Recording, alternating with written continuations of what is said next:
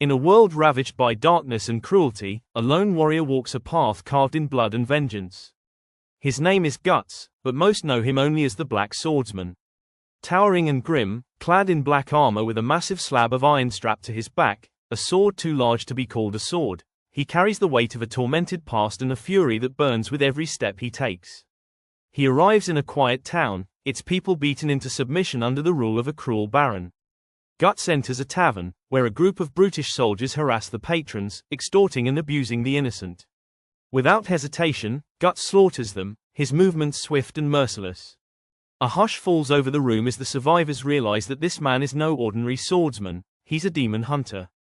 But his actions are not noble, his face bears a bitter grin, and his eyes reflect only cold determination. He's not here to save anyone. He's here to kill. Captured and tortured in the town's dungeon is a tiny elf named Puck, who witnesses Guts' brutal efficiency when he wipes out the captors with overwhelming force. Puck, despite the warrior's abrasive demeanor, becomes fascinated by him. The elf senses a deep sorrow buried beneath the steel and scars.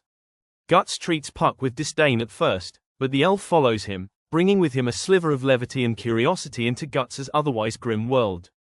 Guts' real target is revealed to be the Baron himself, a creature hiding behind a human mask.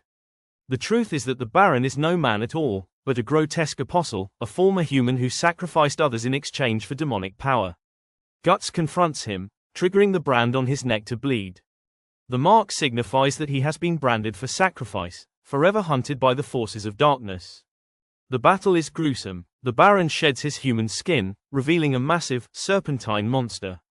But Guts is prepared. With brutal tenacity, he engages the apostle, using every weapon at his disposal, including a hidden cannon in his prosthetic arm, and eventually brings the beast down with a final, crushing swing of his dragonslayer. As the apostle lies dying, he mutters a name, Griffith. The mention strikes a chord in Guts, who silently burns with rage at the memory. The scene shifts, revealing a glimpse of another world, twisted, surreal, and teeming with horror. Guts is plagued by visions of the God Hand, a group of otherworldly entities who seem to mock him from the void. They are more than demons. They are deities of despair, and among them is a figure who gazes upon Guts with haunting familiarity. Driven by vengeance, Guts continues his journey, seeking out apostles and behelots, strange, egg-shaped relics with eyes and mouths that can summon the God Hand. His next path leads him to a city ruled by fear, where people are burned at the stake for heresy under the watch of a tyrant known only as the Count. In the shadows, Guts meets Vargas, a crippled and terrified man who once served the Count. Vargas reveals the truth: the Count is another apostle, and he holds a behelot. The Count's soldiers soon track him down. Guts kills them, but not before Vargas is captured.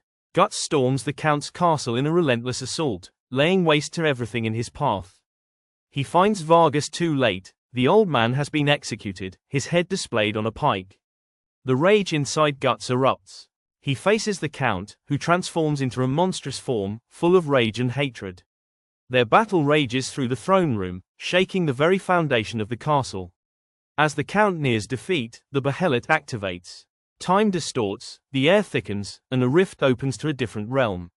From the void, the God Hand descend, Femto, Void, Slan, and Ubik, each